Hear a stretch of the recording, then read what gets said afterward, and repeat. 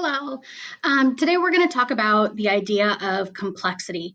If you look at the definition of the word complex, it describes something of many parts kind of working together or against each other. And when we talk about complexity in literature, we're kind of looking at like a this but that kind of statement. So in grade school, you were probably asked to write occasion position statements, and I'm sure that you did in AP Lang as well.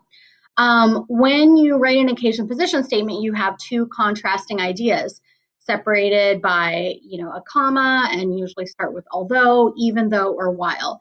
The same idea is going to happen in literature. Um, if we take an example from grade school, like let's say the teacher asks you to write about your favorite fast food, and you want to write about In-N-Out because In-N-Out really is some of the best fast food. And you want to say something positive about In-N-Out. Well, you know that you then have to start with a negative idea. So, although fast food can often be fattening, In-N-Out's options are clean, fresh, and healthy. Okay, so now you've got those two opposing ideas. So the idea of In-N-Out is therefore complex. Yes, it is a fast food, which typically is defined as being kind of unhealthy, um, typically made with a lot of, processed ingredients. Yet, In-N-Out is able to maintain the integrity and quality of their ingredients while still providing food that is fresh, fast and easy to get through a drive-through. Okay, so you've got that complex idea. Let's take another example. Let's look at um, The Little Mermaid, Disney. So you've got Ariel.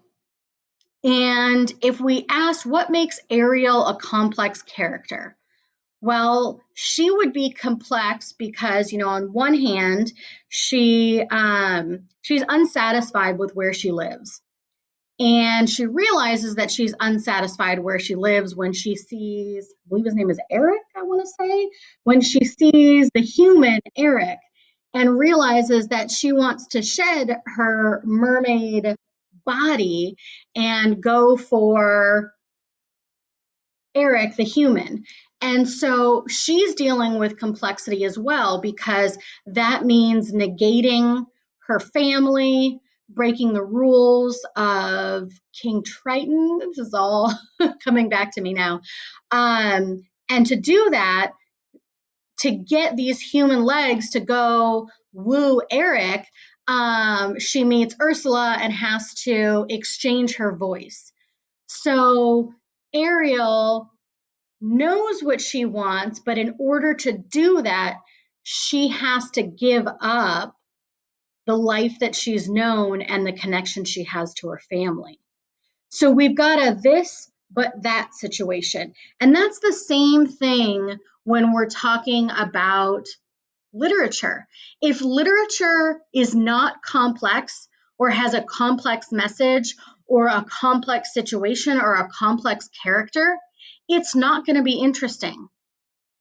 I realize I look back at some of the short stories that I wrote when I was, I don't know, probably 7 or 8. And, there's a princess and she runs off to be with the prince and it's happily ever after. And I realized that there's no complexity there. There was nothing preventing her from doing that. Um, Therefore, there's no climax. There's no building intensity.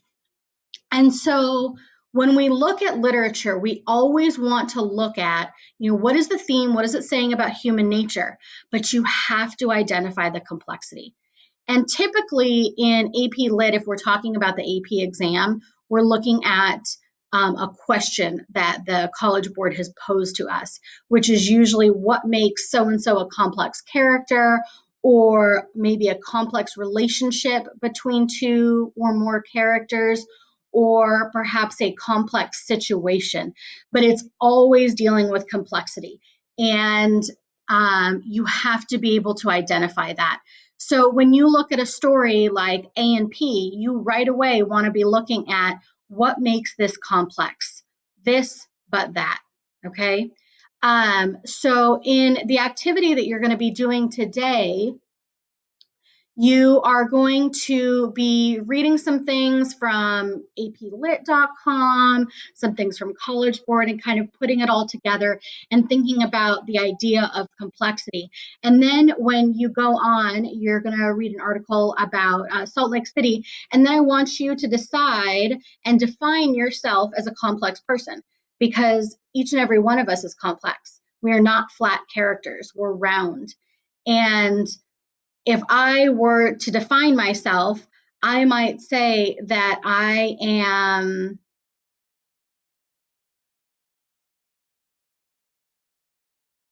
fearful but organized. And the fear stems from a lot of anxiety that I have, but yet I try and combat that by being overly organized to combat the uncertainty of the anxiety. So that's just an example, but we're complex in a multitude of ways. And so hopefully, if you think about yourself and your characteristics, you'll be able to identify something inside of yourself that is complex. And it doesn't necessarily have to be a negative and a positive. It doesn't always have to be that way. So think about yourself and make your street sign that makes you a complex person. Then, like I've given you some examples from The Little Mermaid, so I don't want you to pick The Little Mermaid, and I don't want you to pick A and P, but you're going to think of some examples from movie or literature and talk about what makes them complex. If you have any questions, be sure to let your teachers know.